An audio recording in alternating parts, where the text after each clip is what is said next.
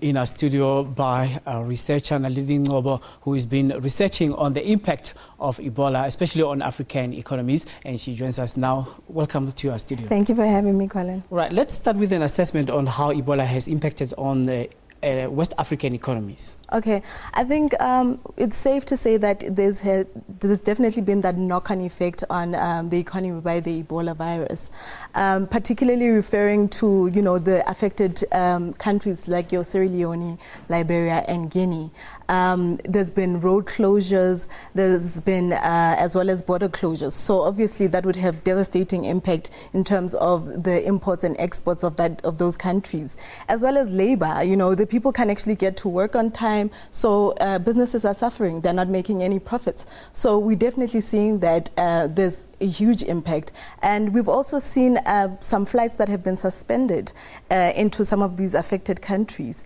The US reported that they would be suspending some of their flights in the African countries. As well as regionally as well. Kenya Airways is one of those South African, continental companies who said they're not going to be doing business with Sierra Leone, Liberia, and Guinea. So we're definitely seeing a huge impact there. The Sierra Leone economy has already deflated by 30%. The World Bank reported that Guinea's economy is expected to actually fall from 4.5% to 3.5%. And Liberia was expected to grow at 5.9%, but we're not going to see that anymore. That definitely isn't the narrative anymore because of the impact of this virus. Mm-hmm. Now, on the ground, various sectors of the economy have been affected. Maybe to paint a picture on how agriculture and mining industries have been affected. Like you're actually right on the money. We have seen that major sectors have been affected, your mining industry, agriculture, as well as some of the services sector. In Sierra Leone, we know that 66% of that population is actually made of people who are working in agriculture. So if you have people abandoning in the farms, afraid of actually contamination and trying to get away from the epicenters of that country to more safer areas, we're going to see that people are not actually going to be participating in the agricultural economy.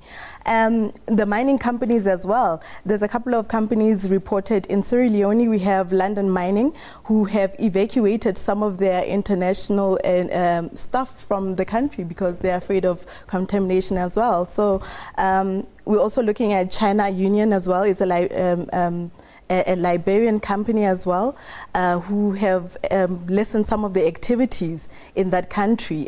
So we're definitely seeing a huge impact. Mm-hmm. And we're seeing a reaction from the companies saying that they don't want to operate under these conditions at this current moment. Now, what are the overall implications in as far as market sentiment and business confidence is concerned, especially for Africa? I think we definitely have seen business sentiments that has been shaken, and we are seeing that the markets have been jittery. After the report, the report in the US, when we had that case report in Texas, we saw that the US markets actually had downward pressure. You know, there was definitely jitters there. The same can be said with the Europe market as well. After there was a reported case of the nurse in Spain as well, we could see that economy and those markets also felt a bit of pressure. So I guess there's that worry that, you know, are we going to see a capital flight?